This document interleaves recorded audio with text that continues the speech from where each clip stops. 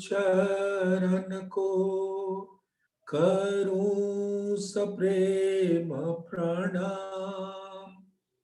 अशुभ हरन मंगल करन धनी श्रीदेव चंद्र जी नाम। श्री प्राणनाथ निज मूलपति श्री मिराज सुना। तेज कुंवरी श्यामा युगल को पल पल करूं प्रणाम। पिया जी को पल पल करूं प्रणाम। प्रथम लागू दो चरण को धनिये न छोड़ा यो खिन। लाख तली लालेड़िया मेरे जीव के यही जीवन। इन पांव तले पड़ी रहूं धनी नजर खोलो बातू पलना वालू निरखू नेत्रे मेरे जीव के यही जीवन। मेरे जीव के यही जीवन। धामधनी अक्षरातीत के परम लाडले सुंदर साथी जी, ये सोचकर, ये महसूस कर इतना सुकून और आनंद का अनुभव होता है कि हम सभी सुंदर साथ एक अक्षरातीत नूर जमाल के अंग है, तन है, और उनका ही दिल हमारे सभी मूल स्वरूपों के दिल में लहराता है। और यहां पर आत्मा को धारण कर रखा है धामधनी के दिल से प्रकट हुए हुक्म ने। तो ये हमारी निस्बत जो वहदत की निस्बत वाहिद से, हकीकत की निस्बत मार्फत से, स्वलीला अद्वैत की निस्बत मूल अद्वैत से, और आवेश स्वरूप सब रूहों की निस्बत आवेश स्वरूप से, और आवेश स्वरूप का मूल है धामधनी का दिल। वहीं से हुक्म की लहर प्रकट होती है आवेश के रूप में। और हुक्म में और धामधनी में कोई अंतर नहीं होता, क्योंकि वो हुक्म भी तो उन्हीं का है। और उस हुक्म पर भी धामधनी की नजर हर घड़ी हर पल बनी रहती है। इतना अच्छा लगता है ये सोचकर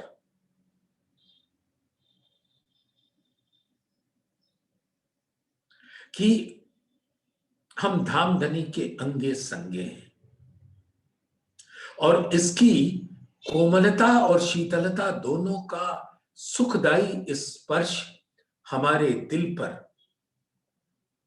अनंत धाम की सुगंध फैलाता है। और ऐसे सभी सुंदर साथ को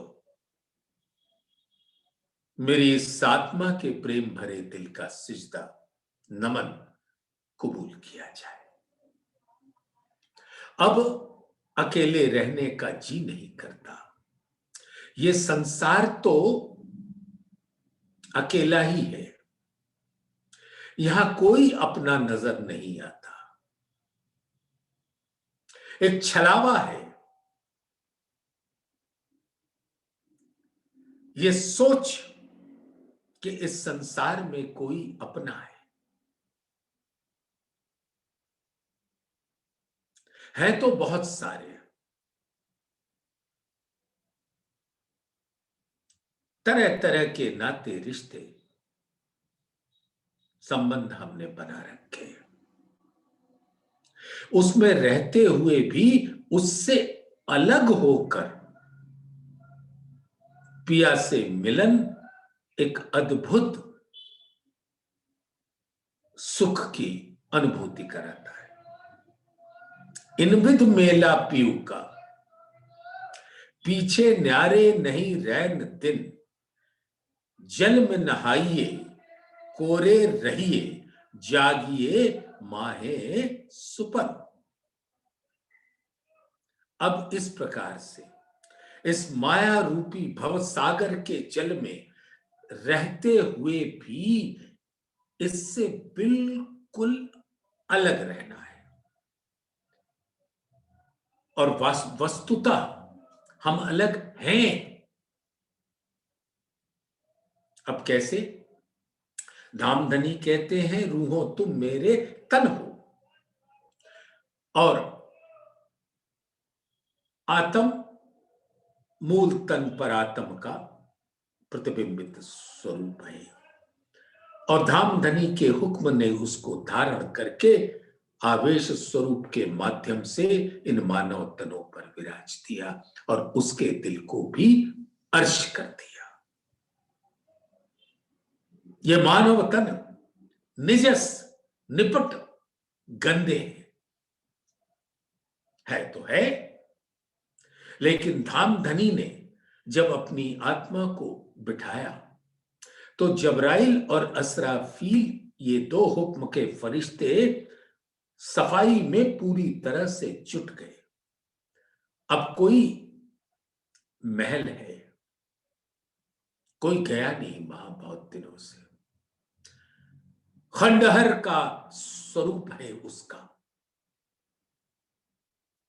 न जाने कब फूंक पड़े और वो ढह जाए। लेकिन राजा साहब तो राजा साहब है, उनकी मर्जी, उनकी इच्छा। उन्होंने सोच लिया कि मैं अपनी रानियों के साथ इस खंडहारत रूपी महल के अंदर जाऊंगा। ये माया का ब्रह्मांड एक खंडहर है और उसके अंदर कई ऐसे महल मंदिर हैं जो किसी भी क्षण गिर सकते हैं, ढह सकते हैं। लेकिन राजा साहब ने पहले अपने फरिश्तों को भेज दिया, अपने हुक्म के बंदों को भेज दिया, मैं अपनी रूहों के साथ इसी खंडहर में आकर रहूंगा।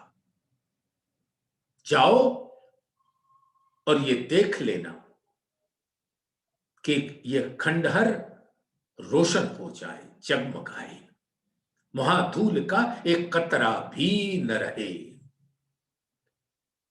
और ये राजा साहब को कहना थोड़ी पड़ता है, ये बंदे तो ऐसे हुक्म के फरिश्ते हैं जो इंतजार करते रहते हैं कि उनके मालिक कुछ तो उनको कहे और वो उस काम में जुट जाए।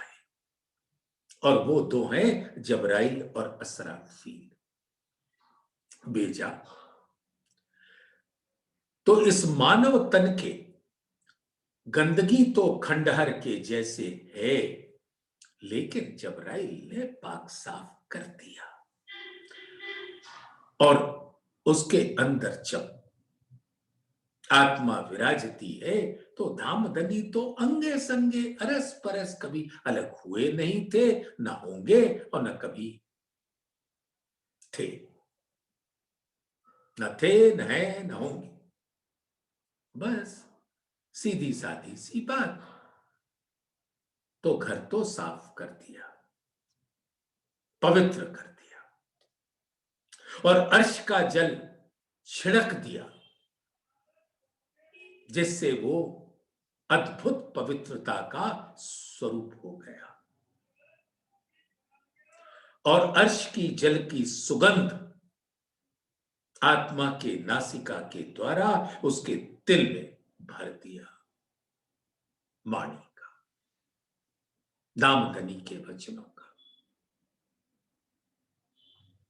अब जब वो हमारे अंदर आ गए तो फिर असराफील महाशय उनको हुक्म कि जाओ इनको ऐसी बुद्धि दो कि अर्श के जल का रस पान कर सके और उसके अंदर गर्क होकर उसका जो जूस है, उसका जो रस है,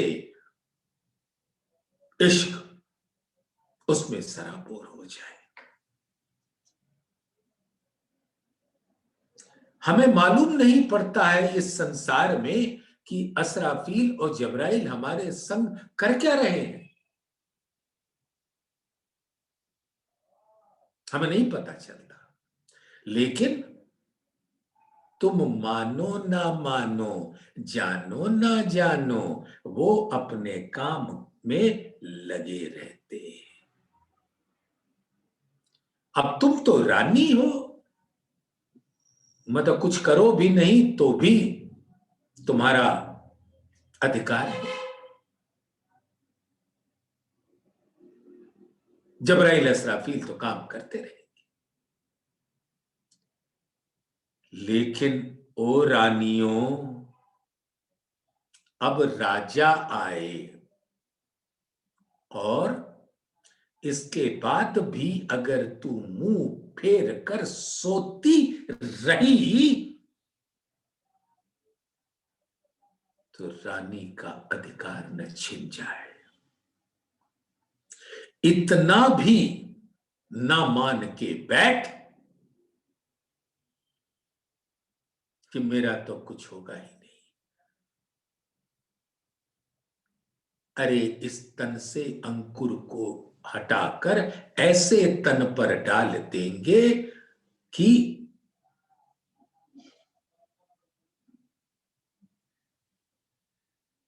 रानी जाग जाए। तो जिस महल मंदिर के अंदर हो उसके अंदर ही तुम्हें अपने प्राण प्रीतम का स्वागत करना है। लेकिन ये करोगे तब तो जब तुमको अपने राजा की पहचान हो। किसी वजीर को ही ना पकड़ लेना कि कहीं ये यही तो नहीं मेरा राजा है। किसी प्यादे को ना पकड़ लेना। ये है तो बड़ा ही अजीब सा ब्रह्मांड। तरह तरह के देवी देवता खड़े हैं बताने के वास्ते कि हम ही तुम्हारे खावंद हैं। नहीं, उस अर्श के जल के माध्यम से समझ लेना है कि मेरे प्राण प्रीतम कौन है और उनकी आगवानी में लग जाओ। विध विध के श्रृंगार करो, विध विध के पकवान बनाओ, पलके बिछाए बैठो और प्रयास करो कि धामधनी यानी आपके राजा अपने नैनों को तिरछा करके आपके नैनों में अपने दिल का अनंत रस पहुंचा दे।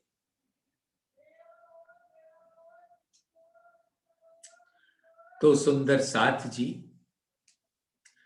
कहे नूर जमाल कुरान में, छोड़ के एह अंधेर एक साध करो मुझको, मैं तुम्हें जी जी कहूं 10 बेर। देखिए रानी के लिए क्या नहीं करते राजा। बस वो यही तो कहते हैं कि तू मेरी पहचान कर अपने दिल में बिठा ले, मेरे अलावे तू अपने दिल में किसी और को ना रख, फिर तो देख मैं तेरे लिए क्या नहीं करता हूं। हम तो न जाने क्या हो गया है, हमें हम मंगने हो गए। कुछ भी माया का बात आई तो मैं सागर का पाठ करा लो, बालो विरह रस का पाठ करा लो। हम हैं कैसे? अरे मेरे राजा तो सब जानते हैं, बस तू उसको अपने दिल में रख। जो एक बेर करो मोहे साध, साध माने ही उनके स्वरूप को ग्रहण कर लो। अरे पत्नी तो बनो, तब तो पति कुछ करे। इसी को कहते हैं साध। जब उसने वो वरमाला लेके खड़े हैं और तुम्हारे हाथ में भी वरमाला दे दिया, पहनाओ तो सही। तुम्हें तो पता है इस संसार में भी वरमाला पहले दुल्हन होने वाली दुल्हन पहनाती है दुल्हे को, तब दुल्हा दुल्हन को। यही तो कह रहे हैं, जो एक बेर करो मोहे साध, तो 10 बेर जी करूं करके तुम्हें याद। तो वरमाला डालो तो सही, फिर देखो ना, मैं वरमाला तो डालूंगा, तुम्हारे लिए क्या नहीं करूंगा। अपनी पलक पावड़े तुम्हारे लिए बिछाए रखूंगा। बहुत लाड़ करते, अद्भुत लाड़।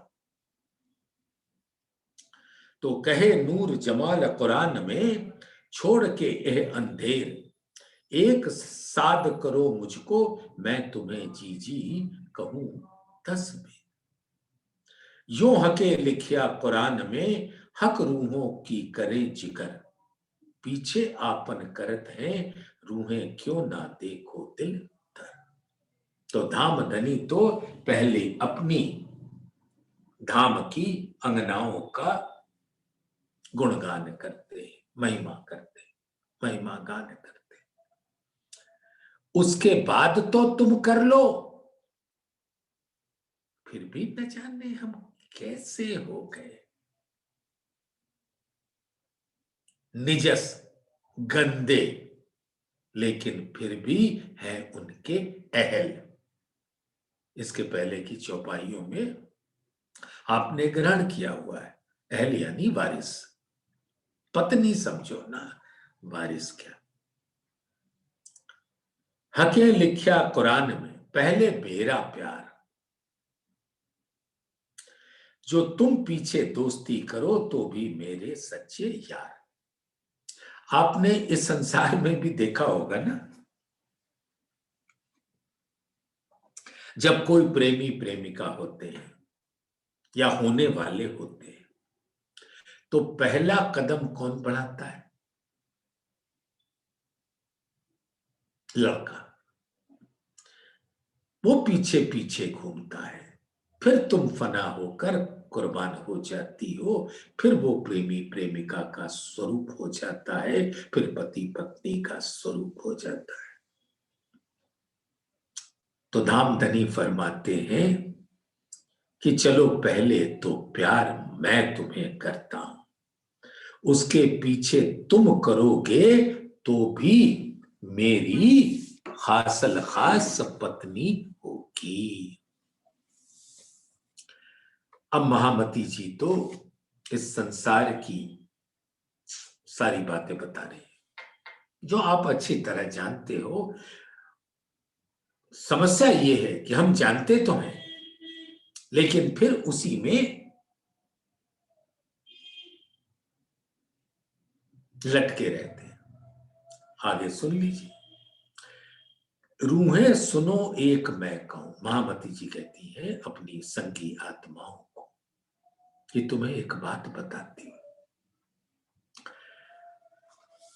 रूहें सुनो एक मैं कहूं, जो हके करी मुझसो, जो धामधनी ने मेरे साथ लीला की है उसे मैं बताती हूं। मेरी आत्मा पड़ी थी जल अंधेर में, कोई था न थी इन मोह। अब महामती जी कौन? इंद्रावती जी की आत्मा। और इंद्रावती जी की आत्मा भी इस माया के अंदर पड़ी हुई थी, अपने ही सतगुरु से द्वेष कर बैठे, अलग हो बैठे, क्रोधित हो गए। ये सारी बातें की ना, तो ये क्या था? इसी भवसागर माया का अज्ञानता रूपी अंधकार था। कोई था न थी इनमो, और समझ ही नहीं आता था कि मैं क्या करूं, कहां पाऊं।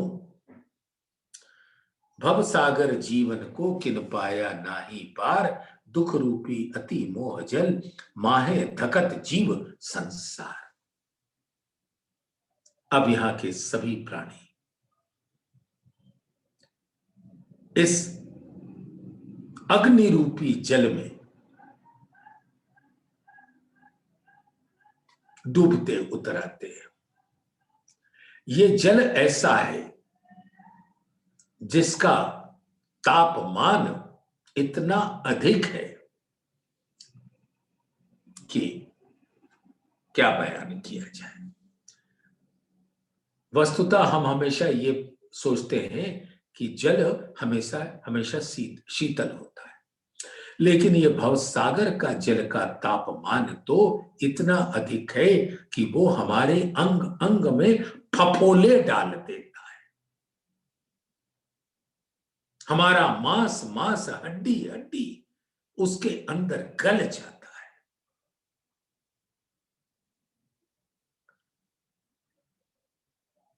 लहरी उठे अंधेर की, पहाड़ जैसी बेर बेर, ऊपर तले लग भमरिया, जीव पड़े फेर माहे फेर। लहरी उठे अंधेर की, उस भवसागर के गर्म जल में जो लहर आती है वो हमारी बुद्धि को पूरी तरह से हर लेती है, कुछ और समझ नहीं आता, और मैं मानो अंधकार, अज्ञानता के अंधकार में डूब रही होती हूं।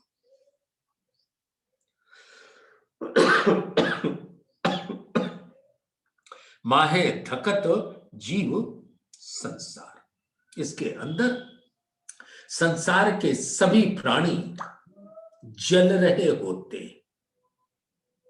नाम है भवसागर का जल, भव जल काहे का जल,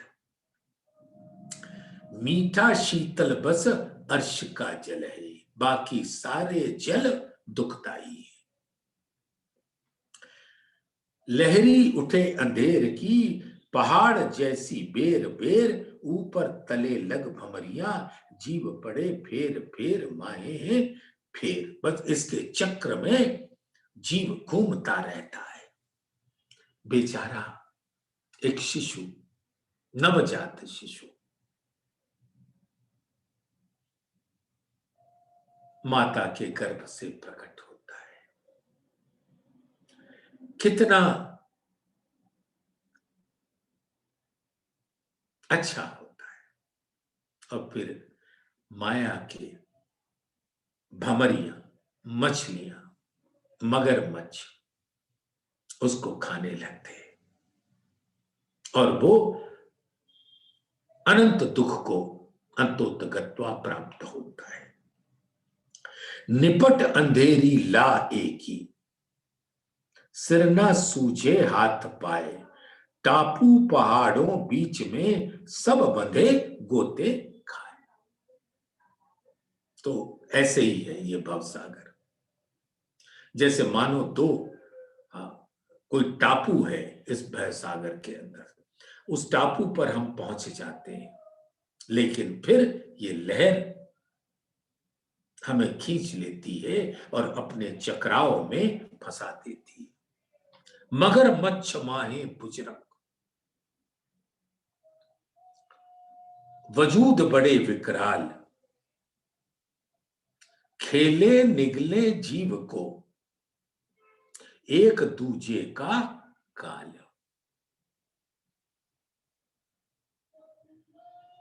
इस संसार में तरह तरह के संबंध हैं और सब एक दूसरे को खाने में लगे हुए हैं। वही मगरमच्छ का स्वरूप है। हम आज किसी को समझते हैं ये मेरा अपना है, और मौका मिला नहीं, अवसर मिला नहीं कि वो हमको कच्चा चबा जाएगा। वो मगरमच्छ का स्वरूप होता है।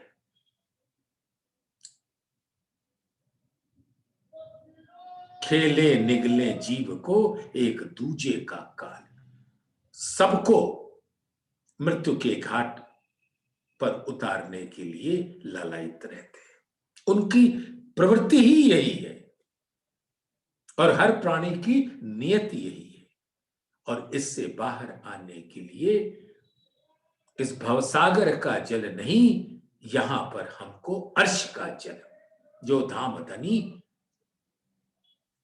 प्रदान कर रहे हैं, और उस जल से हम ध्यान करते हैं, चितवन करते हैं, अपने प्राण प्रीतम के स्वरूप को निहारते हैं, उनके संग अंगे संगे होकर अरस परस होकर लीला करते हैं, तो हमारे अंदर एक शीतलता, नूर के गुण प्रवेश करते हैं। प्रेम, आनंद, सौंदर्य, शीतलता, चैतन्यता, कोमलता, माधुर्यता और एक अनंत सुख का अनुभव होता है। ये संसार तो जैसा है हम सब जानते हैं, बस इन चौपाइयों से धाम धनी हमको झकझोर रहे हैं कि तू देखती तो है, फिर क्यों उसके अंदर लगी है। मैं तेरे को इसका विकराल स्वरूप दिखाकर खींच रहा हूं, आ जाओ आ जाओ आ जाओ। ला मकान का सागर लग तले तहत सरा, ऐसे अंधेर अथा बीच बैठ के मोहे काढ़ी होए मर जिया। देखा ना, इस निराकार नारायण के स्वरूप, जलता हुआ सागर और नीचे पाताल, लग तले तहत सरा। ये 14 लोक और उसके ऊपर उसकी उच्चतम स्थिति आदि नारायण, जो लामकान का स्वरूप है, क्षर ब्रह्मांड का स्वरूप है।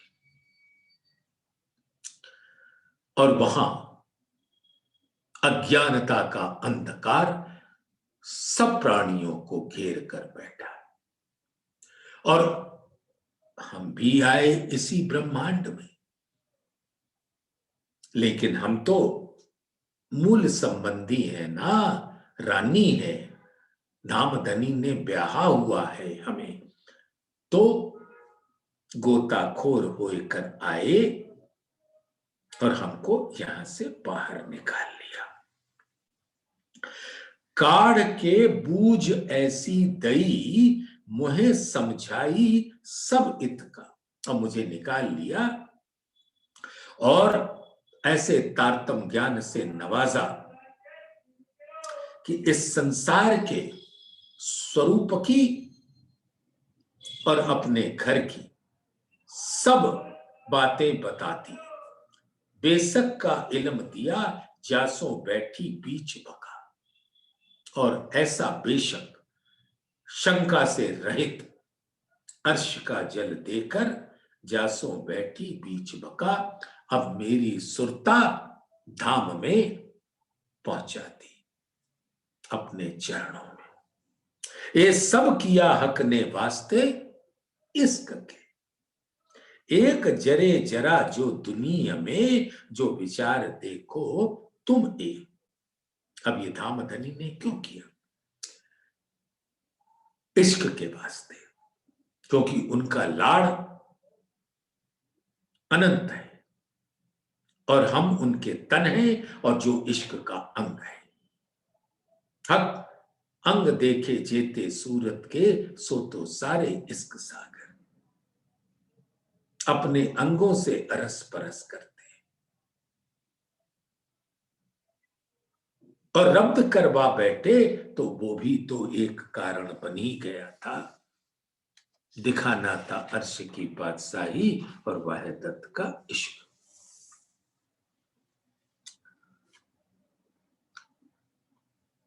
और बता दिया कि मैं ही इश्क का स्वरूप हूं, और क्योंकि तुम मेरे तन हो, तुम सो इश्क जो मेरे दिल।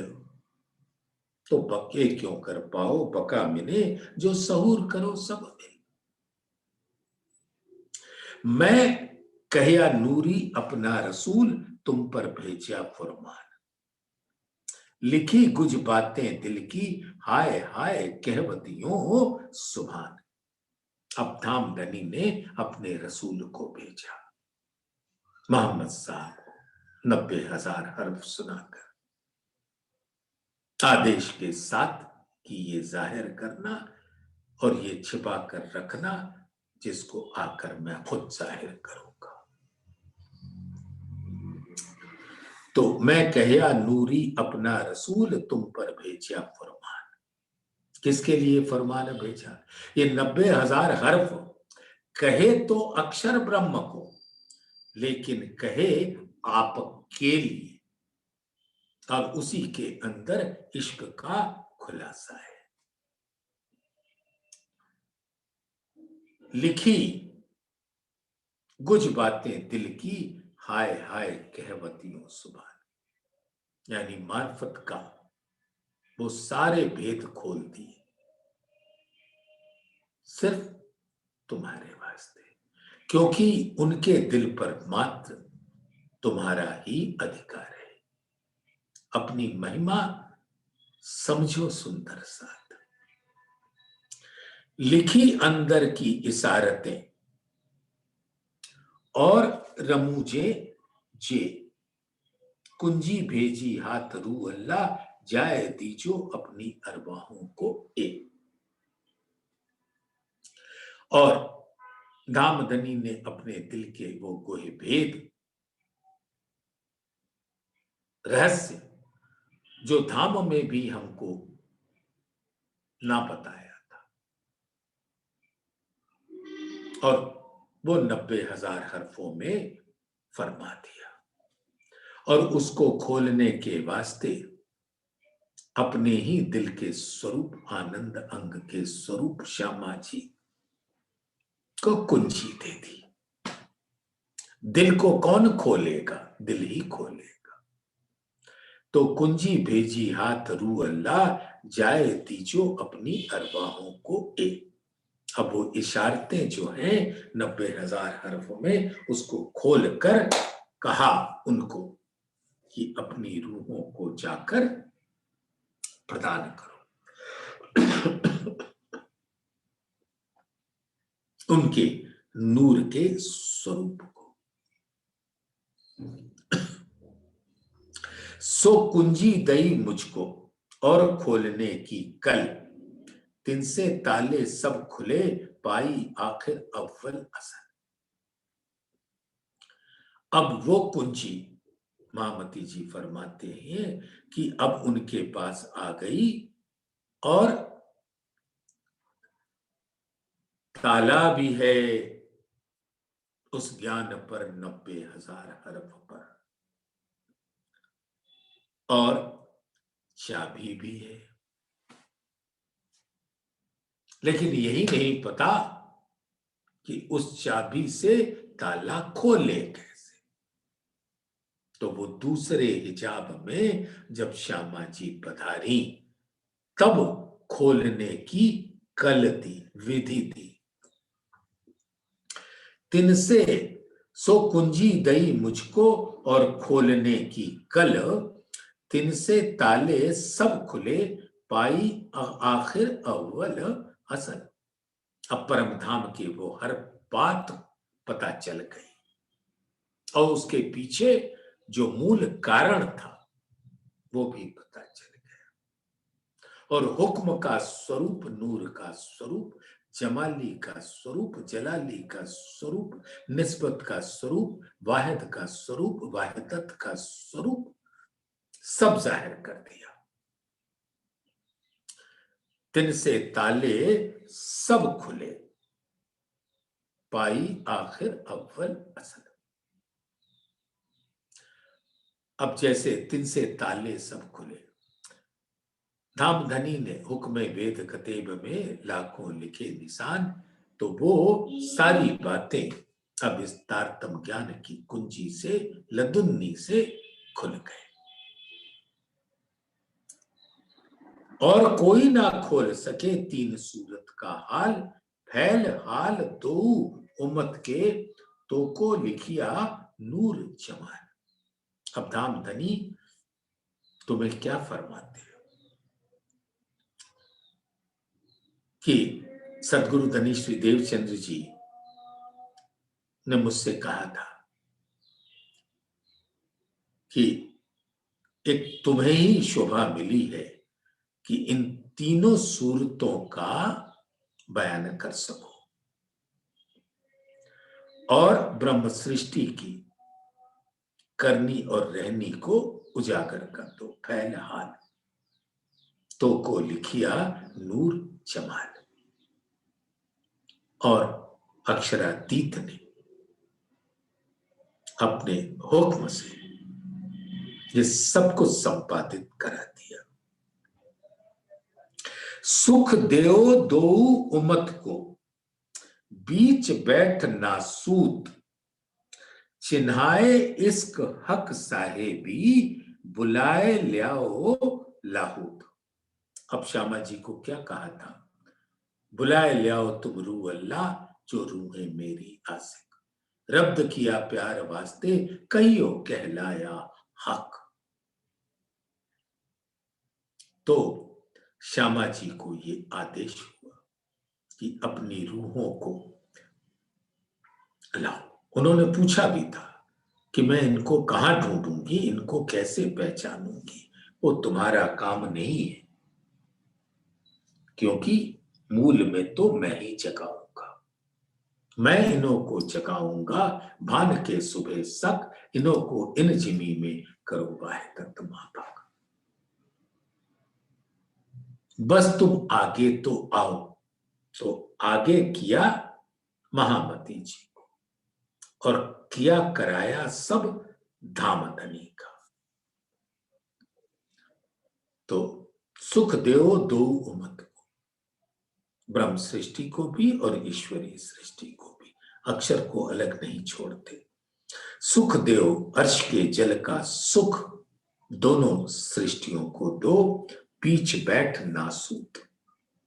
इस काल माया के ब्रह्मांड में नश्वर तन में बैठकर तुम परम धाम के उस अनंत सुख को इस अर्श के जल के द्वारा इनको प्रदान करो। इनके जो भवसागर के जल से ये जल चुकी है, उस पर शीतल लेप लगा दो, अनंत सुगंध से भर दो। चिन्हाए इसका हक साहेबी, बुलाए ल्याओ लाओ। और इनको अब देख लिया ना सुंदर सा, मूल में जितनी बातें हुई उसका मूल कारण यही था। महाकारण जिसको आप कह सकते हैं, महाकारण का भी महाकारण, चिन्हाए इश्क हक साहेबी, यानी वाहिदत का इश्क और अर्श की बादशाही। अर्श की बादशाही यानी कि परम धाम का स्वरूप, धाम धनी के नूर का स्वरूप है, उनके दिल का स्वरूप है, अनंत रंगों से भरा हुआ। और उस नूर के किरणों में इतनी बूंदे हैं और सब नग है, जवाहरात है, और उसका उजाला तो इतना अधिक है कि अनंत आनंद का अनुभव होता है। चिन्हाए इश्क हक साहिबी। तो इश्क का जो स्वरूप है वो वाहिद का स्वरूप है, और वही इश्क वाहिदत के लहरों में विराजता है। चिन्हाए इश्क यानी वाहिदत का इश्क, हक साहिबी और धाम धनी ही परम धाम में जर्रे जर्रे हर आकार में अपने नूर से विराजते हैं। और यही है हक की साहिबी, अर्श की बादशाही। चिन्हाए इश्क हक साहिबी, और एक साहिबी उनके सत अंग की, अक्षर ब्रह्म की, उसको बताकर असल अर्श की बादशाही, एक अर्श की बादशाही और वाहिदत का इश्क सो देखना हमने रूहों को पहले दिल में लिया। तो वो श्यामा जी को फरमा रहे हैं, सुख देव दो उमत को बीच बैठ ना सूत, चिन्हाए इश्क हक साहिबी, इनको पहचान करा दो और बुलाए ले आओ लाहूत। अब इस नासूत के चंगुल से निकाल कर मर्चिया बनकर काटो और निकालो और अपने घर ले आओ। इन विद सुख केते कहूं झूठी इन जुबान, मेरी रूह जाने या मोमिन या दिए जिन रहमान। सुंदर साथ। अब इस नश्वर तन के जुबान से उस सुख का वर्णन कैसे करूं जो धाम धनी ने दीदार देकर हमको दिया। इन विद सुख केते कहूं झूठी इन जुबान, मेरी रूह जाने या मोमिन। अब इंद्रावती जी फरमाती है कि या तो मैं जानता हूं, मैं जानती हूं, या जो मेरे संगत में जागृत हुए वो जानते हैं। मेरी रूह जाने या मोमिन या दिए जिन रहमान, या जिन्होंने वो सुख हमें दिया वो जानते हैं। तो बाकी दुनिया तो अनभिज्ञ है। दे आड़ो ब्रह्मांड सबन को, ढूंढ ढूंढ रहे सब दूर, आगू आए इल्म दिया जासों पहुंची बका हजूर। और इस ब्रह्मांड के आगे तो निराकार का पर्दा है ही, और कोई भी उसको पार नहीं कर पाता, क्योंकि वो इसी स्वरूप के जीवने हैं। फिर ऐसे अज्ञानता के अंधकार में अर्श का जल दिया, पाक न हो ये इन पानिए चाहिए अर्श का जल। यहां पर जितने भी ज्ञान है उससे आत्मा पवित्र नहीं होती, यानी अपनी निस्बत की पहचान नहीं कर पाती, और वो मात्र तारतम ज्ञान से ही होता है। तो दे आड़ो ब्रह्मांड सबन को, ढूंढ ढूंढ रहे सब दूर।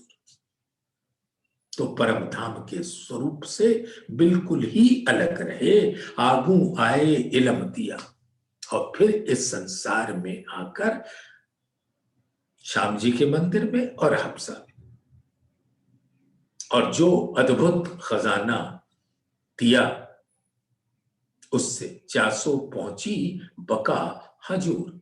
धाम धनी के चरणों में, परम धाम में मेरी सुरता लग गई अखंड रूप से।